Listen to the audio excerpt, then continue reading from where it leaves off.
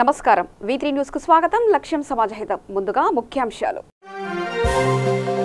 పెద్దపల్లి జిల్లాలో నిషేధిత పేలుడు పదార్థాలు పట్టుకున్న రామగుండం టాస్క్ ఫోర్స్ పోలీసులు 150 కిలోల అమోనియా 500 డిటోనేటర్లు 3 మోటార్ సైకిళ్లు స్వాధీనం తహసీల్దార్ విజయారెడ్డి మృతి పట్ల రెవెన్యూ సిబ్బంది ఆందోళన కలెక్టర్లకు వినతి పత్రాలు భద్రత కల్పించాలంటూ వేడుకోలు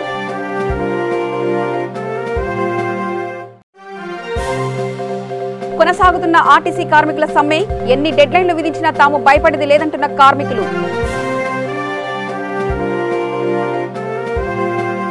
పెద్దపల్లి జిల్లా బసంత్ నగర్ పిఎస్ పరిధి బొంపల్లి గ్రామ శివార్లో నిషేధిత పేలుడు పదార్థాలు అక్రమంగా కలిగి ఉండి రవాణా చేస్తున్న వ్యక్తులను పట్టుకున్నారు. రామగుండం ట్రాన్స్పోర్ట్ పోలీసులు సుమారు 10,000 రూపాయల విలువ గల పేలుడు పదార్థాలు డిటోనేటర్లు స్వాధీనం చేసుకున్నారు. వారి వద్ద నుంచి 150 కిలోల అమోనియా 500 డిటోనేటర్లు 3 మోటార్ సైకిళ్లు స్వాధీనం చేసుకున్నట్లు పోలీసులు తెలిపారు.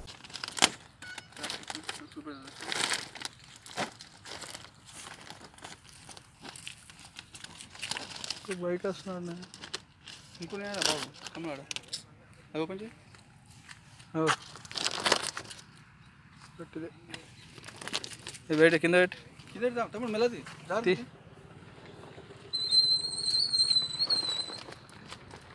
తమ్ముడు మెల్ల ఓపెన్ చేయి అదొకటి ఓపెన్ చేయి ఓపెన్ చేయి తమ్ముడు చేసిన ఒకటి రబ్బర్ ఓపెన్ చేయి ఒకటి ఓపెన్ చేయి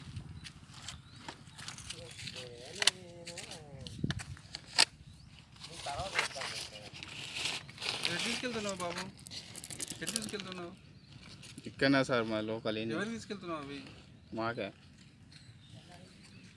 నిజామాబాద్ జిల్లా పట్టణంలోని తట్టికోట కాలనీలో నాగయక్ష యక్షిణి రేణుకామాత ఆలయం వద్ద అన్నదాత కార్యక్రమాన్ని నిర్వహించారు.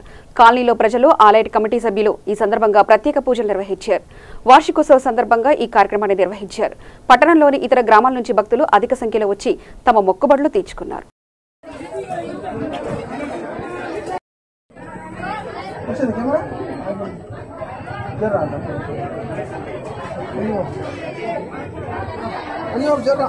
వీడియో తీసి పంపియో కాలిం భాయ్ పంపిమన్నాడు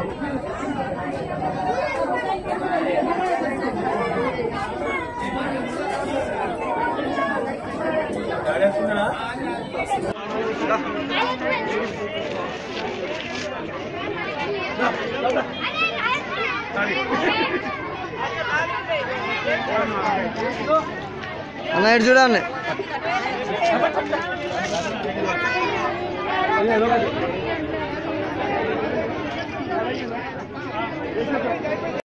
వార్డు నంబర్ 28లో గల తట్టికోట్ ప్రాంతంలో శ్రీ నాగ యక్షయక్షిణి మరియు రేణుకమాత దేవాలయం వద్ద 7వ వార్షికోత్సవం పురస్కరించుకొని ఈరోజు అన్నదాన కార్యక్రమము నిర్వహించబడినది. ఈ అన్నదాన కార్యక్రమంకు ముఖ్య అతిథులుగా విఆర్ దేశాయ్ గారు అండ్ మరియు ఆలయ కమిటీ సభ్యులు, అదేవిధంగా మాజీ కౌన్సిలర్ రుద్ర సత్యనారాయణ గారు, అదేవిధంగా మాజీ కౌన్సిలర్ సూర లింగారెడ్డి గారు మరియు తట్టికోట్ ప్రాంత ప్రముఖులు అందరూ పాల్గొనడం జరిగింది. కరీంనగర్ జిల్లా చిగురు మామిడి మండలంలో వరి ధాన్యం కొనుగోలు కేంద్రాన్ని ప్రారంభించారు హుస్నాబాద్ ఎమ్మెల్యే సతీష్ కుమార్. అనంతరం రేకొండ రైతు ఉత్పత్తిదారుల కంపెనీని ప్రారంభించారు. ఈ కార్యక్రమంలో రేకొండ గ్రామ sarpanch MPP Kotha Vineetha, vice MPP Bethi Rajireddy, MRO, MPDO, వ్యవసాయ శాఖ అధికారులు, ఐకేపీ అధికారులు, రైతు సమన్వయ సమితి సభ్యులు, టీఆర్ఎస్ పార్టీ నాయకులు, రైతులు తదితరులు పాల్గొన్నారు.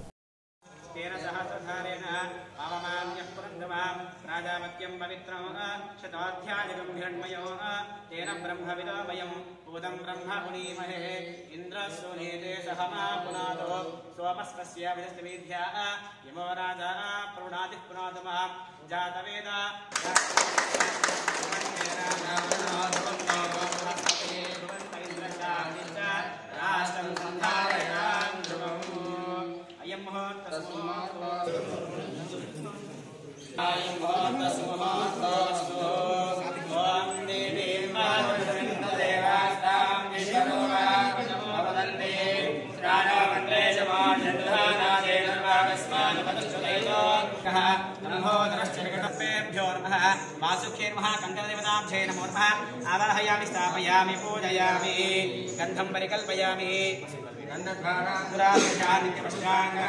ईश्वरेकं सर्वभूतानां त्वामि भवत्वय श्रियं गन्धं परिकल्पयामि पुष्पं परिकल्पयामि पुष्पाणि మరి మన కోఆపరేటివ్ పిఎస్సిఎస్ వాళ్ళే ఎక్కువ కొనుగోలు కేంద్రం పెట్టడం జరిగింది. దాదాపు 10 కౌంటర్స్ 10 గ్రామాలలో వాళ్ళు పెట్టడం జరిగింది. దాంతోపాటు డిసిఎంఎస్ వాళ్ళు కూడా 2 గ్రామాలలో పెట్టడం జరిగింది. అదేవిధంగా ఐకేపీ వాళ్ళు 3 గ్రామాలలో మరి వడ్డు కొనుగోలు కేంద్రం పెట్టడం జరిగింది. అయితే నేను ఇంకో ప్రశ్న ఏమిస్తానంటే మరి ఇవాళ వర్షాలు బాగా పడ్డాయి కాబట్టి రైతులు కూడా ఉత్సాహంగా ఉన్న తర్వాత చాలా ఏళ్ళ తర్వాత చిగురుమాడి మండలంలో కూడా చెర్లను కూడా నిన్నాయి సార్. చాలా ఏం లేదు చూడండి.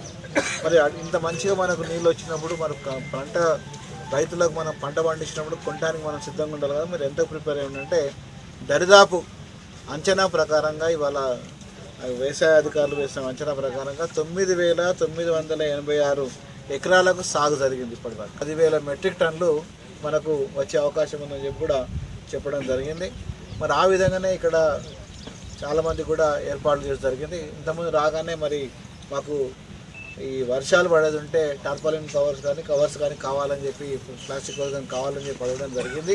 మరి దాని గురించి కూడా మరి జిల్లాకు సంబంధించిన వ్యవసాయ అధికారితో మాట్లాడుతుంది. రేపటికెళ్ళి మన ఎల్లుండి నుంచి మీకు అన్నీ కూడా అవైలబుల్ ఉంటాయి. ఎన్ని కావాలంటే 6,000 6,500 కావాలని చెప్పి అన్నాం. తప్పకుండా అవన్నీ కూడా మనకు అవైలబిలిటీ ఉంటాయని చెప్పి తెలియజేసుకుంటూ మరి ఈ నీళ్లు మన నేలపై రావడం జరిగింది. చిగురు మందరం కూడా అవన్నీ కూడా అనుభవించడం. మరి దాంతోపాటు కొన్ని చెర్లు కూడా ఇక్కడ నింపుకోవడం జరిగింది. అది ఏదైనప్పటికీ అది కంటిన్యూస్ ప్రాసెస్ లెక్క ఉండాలని చెప్పి మేమందరం కూడా గౌరవ ముఖ్యమంత్రి కేసీఆర్ గారితో మాట్లాడడం జరిగింది. తప్పకుండా మనకు గోదావరి నీళ్ళు ప్రతి సంవత్సరం కూడా మనకు వచ్చేటట్టు అన్ని చెర్లని కూడా నింపేటట్టు కూడా అన్ని ప్రయత్నాలు మనకు జరుగుతున్నాయని చెప్పి డైరెక్ట్గా మిడ్మానేరు నుంచి వెళ్ళి మన చిగురుమాడికే వస్తాయి నీళ్ళు. చిగురుమాడికి వచ్చిన తర్వాతనే ఆ నీళ్ళు ఏవైతున్నాయో గౌరవాలకు పోయే ఆస్కారం ఉంది కాబట్టి అదేవిధంగా కొనసాగించాలని చెప్పి నేను కోరుకుంటూ మరి మీరందరూ కూడా ఇక్కడ విచ్చేసి కొనుగోలు కేంద్రం ప్రారంభించడానికి అందరూ కూడా మీరందరూ పార్టిసిపేట్ అయినందుకు మరి మీరందరూ కూడా హృదయపూర్వక ధన్యవాదాలు. నారాయణపేట జిల్లాలోని విజయారెడ్డి మృతి పట్ల రెవెన్యూ సిబ్బంది జిల్లా కలెక్టర్ కార్యాలయం ఎదుట నిరసన వ్యక్తం చేసి జిల్లా కలెక్టర్కి మెమరాండం అందజేశారు. ఆర్డీఓ శ్రీనివాసులు, ఏవో బాలాజీ, ఎంఆర్ఓ వినయ్ కుమార్ మరియు వివిధ మండలాల తహసీల్దార్లు నల్ల బ్యాడ్జీలతో నిరసన తెలిపి 2 నిమిషాలు మౌనం పాటించారు.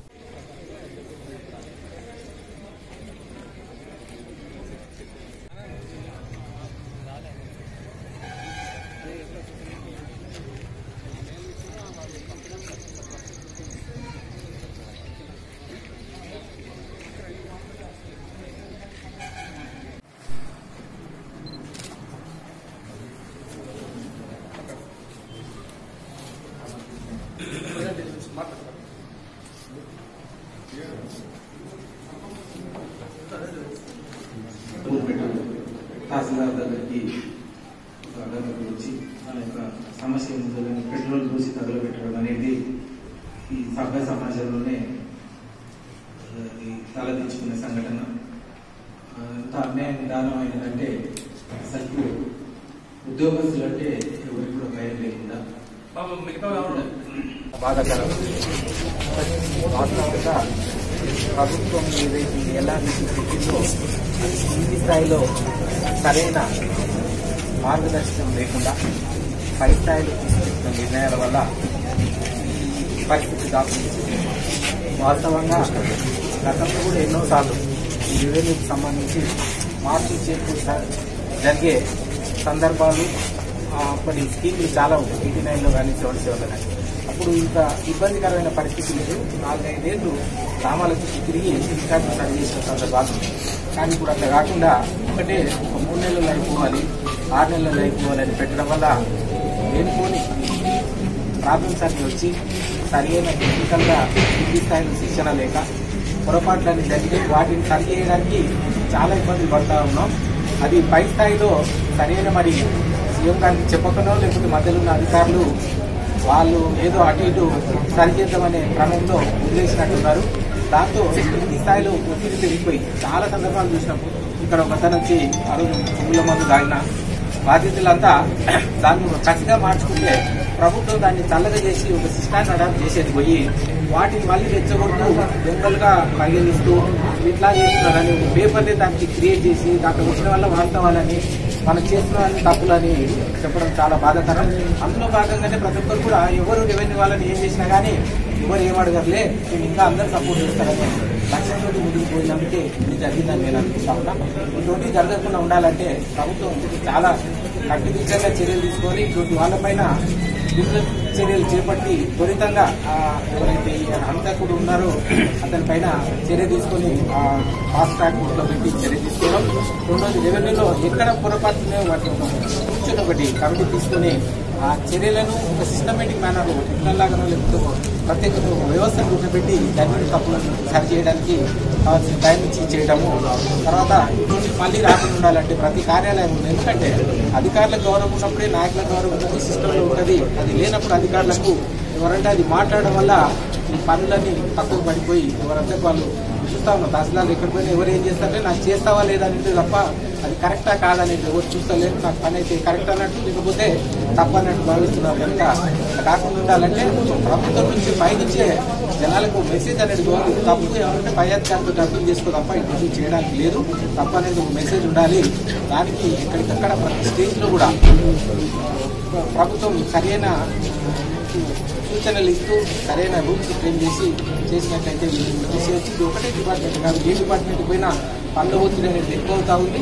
ఉద్యోగస్తులు ఒక పటం రైజ్గా వస్తలేరు, వచ్చినా కానీ అది ఎక్కడ శిక్షణ లేవు ఏం లేవు. ఉంటే డిపార్ట్మెంట్ వచ్చేసి పనిచేయడానికి చెప్పడమే తప్ప ప్రతి డిపార్ట్మెంట్కు నేను గతంలో చాలా సందర్భాలు చెప్పిన రెవెన్యూ అకాడమీ అంటే రూల్స్ రెగ్యులేషన్స్ ఎక్కువ ఉంటాయి. దానికి రెవెన్యూ అకాడమీని బట్టి పెట్టమని మొదటి నుంచి చెప్పిన ఎటువంటి శిక్షణలు లేకుండా ఊరికి పంపించడం. పోలీస్ అంటే పోలీస్ అకాడమీ, బ్యాంకర్స్ అంటే బ్యాంకర్స్ అకాడమీ.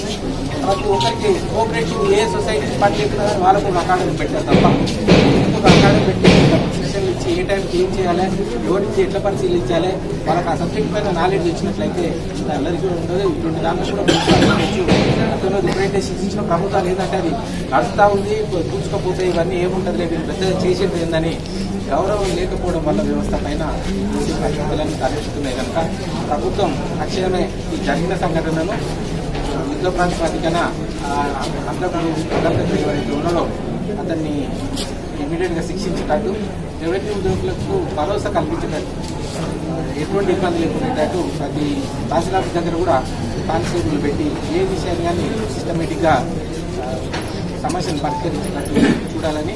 ఇది ఇప్పటికీ చాలా సందర్భాల్లో చూసినాం. ఈ మధ్య కాలంలోనే ఒక తహసీల్దారు ఆత్మహత్య చేసుకొని విధులలో ఇబ్బంది, తర్వాత ఈ రాష్ట్రంలో కాకపోవడం వల్ల కూడా ఇబ్బంది జరుగుతూ ఉన్నాయి. వీటిపైన కమిటీని వేసి జాగ్రత్త ఇబ్బంది అవుతుందని సందర్భంగా ప్రభుత్వం ఇక్కడైనా మేల్కొని ఏ ఉద్యోగి ఏ ఉద్యోగి కూడా ఇబ్బంది లేని వాతావరణం కల్పించాలని. సిద్దిపేట జిల్లా హుస్నాబాద్ లో ఆర్టీసీ కార్మికుల సమ్మె కొనసాగుతుంది. సమ్మెలో భాగంగా ఆర్టీసీ కార్మికులు విపక్ష విద్యార్థి సంఘాల నాయకులతో కలిసి డిపో ఎదుట ధర్నా నిర్వహించారు. ప్రభుత్వానికి ముఖ్యమంత్రికి వ్యతిరేకంగా నినాదాలు చేశారు. ముఖ్యమంత్రి కేసీఆర్ ఎన్ని డెడ్ లైన్లు విధించినా తాము భయపడేది లేదని అన్నారు. తమ డిమాండ్లను ప్రభుత్వం పరిష్కరించే వరకు విధుల్లోకి చేరబోమని ప్రతిజ్ఞ చేశారు. ఆర్టీసీ కార్మికుల ఐక్యత, ఆర్టీసీ కార్మికుల ఐక్యత, ఆర్టీసీ కార్మికుల ఐక్యత. ఆర్టీసీని ప్రభుత్వంలో వెంటనే, ఆర్టీసీని ప్రభుత్వంలో వెంటనే, ఆర్టీసీని ప్రభుత్వంలో వెంటనే, ప్రభుత్వ నిర్లక్ష్య వైఖరి. CM CM CM CM CM ఎవడబ్బా సొమ్మురా ఆర్టీసీ మాదిరా.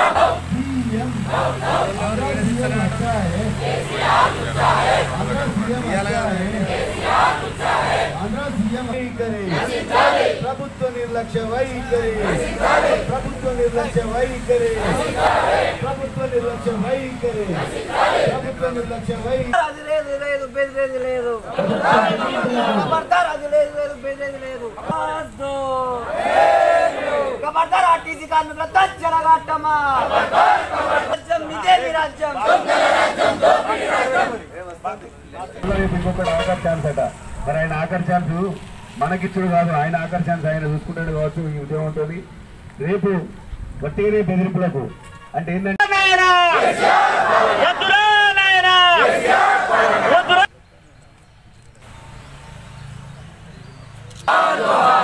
కాదు నీ మరణం వృధా కాదు నీ మరణం. తేదీ 5-10-2019 నుండి జరుగుతున్న సమ్మె అనే ఈ వాచ కర్మన రంగారెడ్డి జిల్లా అబ్దుల్లాపూర్మెట్ మండల తహసీల్దార్ విజయారెడ్డిని పెట్రోల్ పోసి సజీవ దహనం చేసినందుకు నిరసనగా పాపన్నపేటలో తహసీల్దార్ కార్యాలయం ముందు విధులు బహిష్కరించి నిరసన వ్యక్తం చేశారు రెవెన్యూ సిబ్బంది. విజయారెడ్డి ఆత్మకు శాంతి కలగాలని 2 నిమిషాల పాటు మౌనం పాటించారు. ఈ కార్యక్రమంలో స్థానిక తహసీల్దార్ బలరాం, రెవెన్యూ సిబ్బంది పాల్గొన్నారు. హంతకులపై కఠిన చర్యలు తీసుకోవాలని వారు కోరారు.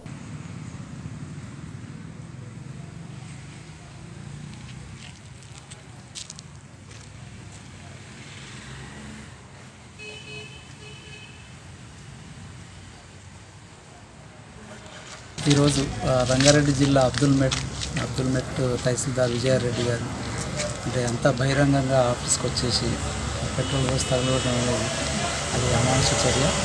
ఇది అందరం మా రెవెన్యూ ఉద్యోగులు అందరం కూడా ఖండిస్తున్నాము.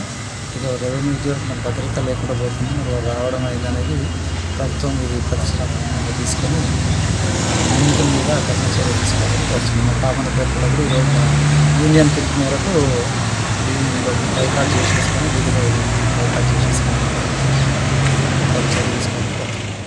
వరంగల్ రూరల్ జిల్లా నర్సంపేట నియోజకవర్గం నెక్కొండ మండలంలో వృద్ధులకు సదరం సర్టిఫికేట్ మరియు రైతులకు పట్టా పాస్బుక్లు ఎమ్మెల్యే పెద్ది సుదర్శన్ రెడ్డి పంపిణీ చేశారు. ఈ కార్యక్రమంలో మండల ఎంపీటీసీలు, జెడ్పీటీసీలు, గ్రామ సర్పంచులు తదితరులు పాల్గొన్నారు.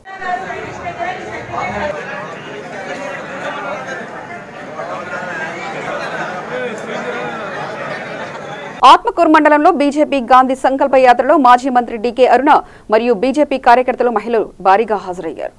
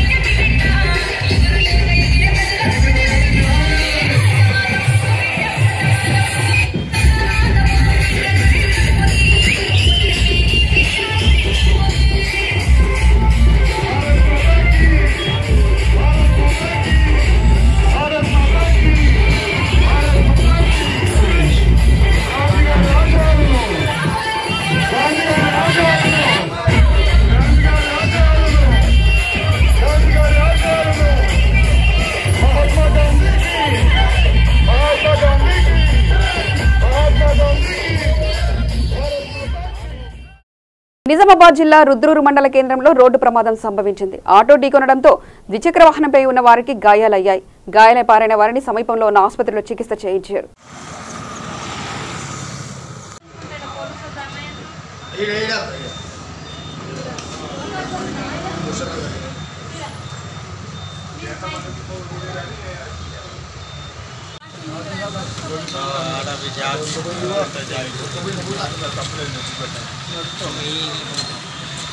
నర్మల దెబ్బ ఉంటుంది కిలో ఉంది.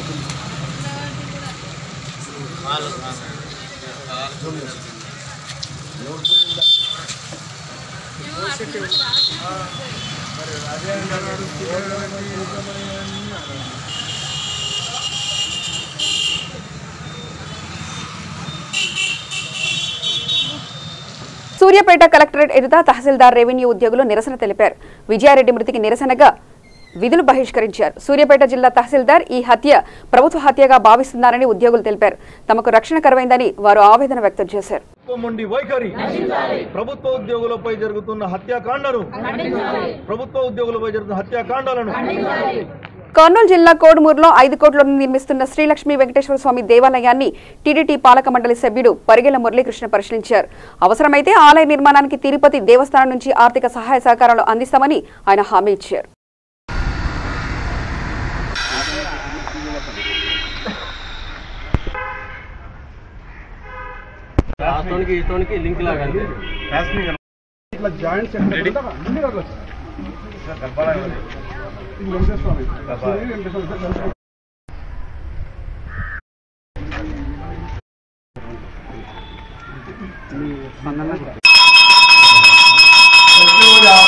రమణ గోవింద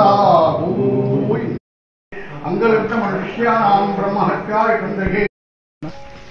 ఈరోజు కోడుమూరు లక్ష్మీ వెంకటేశ్వర స్వామి గుడి మేము మా అధికారులం అందరము రావడం జరిగింది. ఇది అద్భుతమైనటువంటి రాబోయే రోజులలో గుడిగా మన ప్రాంతానికి అభివృద్ధి చెందుతుందని చెప్పి అనుకుంటున్నాను. ముఖ్యంగా మహేశ్వర్ రెడ్డి గారు కానీ, ఈ చుట్టుపక్కల ప్రాంత ప్రజలు కానీ, ముఖ్యంగా ఈ కోడుమూరు నియోజకవర్గ ప్రజలు కానీ ఒక అదృష్ట వరంగా భావించాలని చెప్పి కోరుకుంటున్నాను. మా వంతు మేము టీటీడీ నుంచి ఈ గుడికి చేయాల్సిన ఆర్థిక సాయం కానీ, ఇంకొకసారి మా ట్రస్ట్ బోర్డు ఈ లక్ష్మీ వెంకటేశ్వర స్వామి గుడి ఆలయ కమిటీ వాళ్ళతో మాట్లాడి ఎంత ఫైనాన్షియల్ ఎయిడ్ కావాలనో టీటీడీకి మేము రాసి ఎంత వీలైతే తొందరగా తెప్పించి ఈ ప్రాంతం, ఈ నియోజకవర్గం మరీ ఎక్కువగా అభివృద్ధి చెందే విధంగా లక్ష్మీ వెంకటేశ్వర స్వామి గుడిని తీసుకుపోతామని చెప్పి ఈ సభాముఖంగా తెలియజేసుకుంటూ, ఇంతటి మంచి వాతావరణంలో, ఇంత విశాలమైనటువంటి స్థలంలో ఆలయ కమిటీ వాళ్ళు ఈ లక్ష్మీ వెంకటేశ్వర స్వామి నిర్మాణం చేపట్టడం, మాకు నేను టీటీడీ పాలక మండలి సభ్యులుగా ఉన్నటువంటి నన్ను ఆహ్వానించి ఈ విధమైనటువంటి ఈ టెంపుల్ను అభివృద్ధి చేస్తున్నామని చెప్పి చెప్పడంలో మాకు చాలా సంతోషంగా ఉంది. ఎటువంటి పరిస్థితుల్లో దీన్ని ఎంత వీలైతే తొందరగా ఫైనాన్షియల్ అసిస్టెన్స్ తీసుకొచ్చి ఇంకా బ్రహ్మాండమైనటువంటి వీళ్ళు అనుకునేంత రీతిలో మేము కూడా దాంట్లో పాలు పంచుకొని ఈ అభివృద్ధికి, ఈ టెంపుల్ అభివృద్ధిలో మేము పాలు పంచుకుంటామని చెప్పి సభాముఖం తెలియజేసుకుంటూ సెలవు తీసుకుంటాం. Thank you so much. ఈరోజు చాలా శుభదినం. ఎందుకంటే కోడుమూరు గ్రామస్తుడైన పరిగెల మురళీకృష్ణ గారు టీటీడీ పాలక వర్గ సభ్యుడు, ఆయన మన వెంకటేశ్వర స్వామి ఆలయాన్ని సందర్శించాడు. దాదాపు 5 కోట్ల రూపాయలతో ఇక్కడ ఆలయాన్ని నిర్మిస్తున్నాం. ఆలయ నిర్మాణానికి తన వంతు సహకారంగా టీటీడీ నుంచి అత్యధికంగా మన గుడికి సహాయం చేస్తానని ఆయన మాట ఇచ్చినందువల్ల ఆలయ కమిటీ సభ్యులతో పాటు గ్రామస్తులందరూ సంతోషం వ్యక్తపరుస్తున్నారు. అభినందనలతో ఎద్దుల మహేశ్వర్ రెడ్డి, ఆలయ కమిటీ చైర్మన్, కోడుమూరు. వార్తలు ముగించే ముందు ప్రధానాంశాలు మరోసారి చూద్దాం. పెద్దపల్లి జిల్లాలో నిషేధిత పేలుడు పదార్థాలు పట్టుకున్న రామగుండం టాస్క్ ఫోర్స్ పోలీసులు. 150 కిలోల అమోనియా, 500 డిటోనేటర్లు, 3 మోటార్ సైకిళ్లు స్వాధీనం. తహసీల్దార్ విజయారెడ్డి మృతి పట్ల రెవెన్యూ సిబ్బంది ఆందోళన, కలెక్టర్లకు వినతి పత్రాలు, భద్రత కల్పించాలంటూ వేడుకోలు.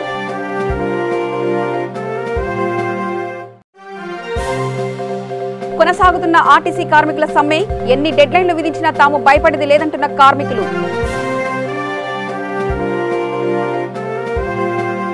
మరింత వార్తా స్రవంతికై చూస్తూనే ఉండండి V3 న్యూస్. లక్ష్యం సమాజ హితం.